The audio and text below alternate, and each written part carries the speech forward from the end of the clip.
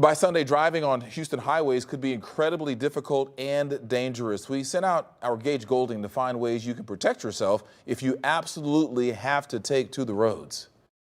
The first tip is simply don't drive. That would be the safest and easiest way, but I get it. Some people do have to hit the road, and if you've never driven on ice before, I'll say this.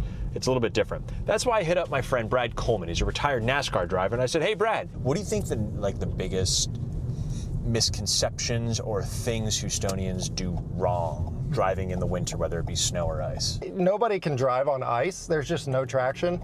And especially here in Houston, we don't prepare the roads like they do up north. So they're not ready to drive on. It's as simple as that. If you're driving on ice, everything you have to do has to take probably twice as long with your movements. Like if nice and slow with the steering wheel so that you don't lose traction with the tires. More often than not, people end up ping-ponging off other cars or barriers because the one thing they do is they freak out, they freeze up, which is probably the worst thing you could do. Yeah, people will either freak out or the car will start sliding and they'll do a quick sudden movement, which makes it even worse. Does my car make a difference? Yeah, car definitely makes a difference. And rear-wheel drive is the last one you want to be driving on snow or ice.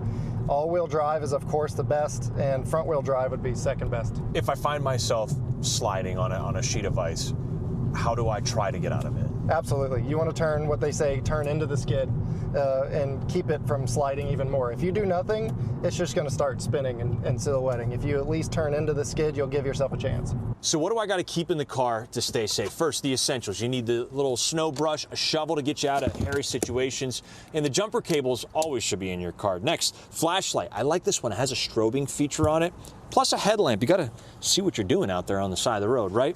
This emergency insulated sleeping bag, so small, just in case you get stuck somewhere, and a fire blanket. Your car actually goes through a lot of stress and cold temperatures, so you never know what might happen. And always, always, always have that first aid kit. I put it all in a backpack here. That way, in case I need to run to help somebody else, I'm ready to go. In Houston, Gauge Golding, KPRC 2 News.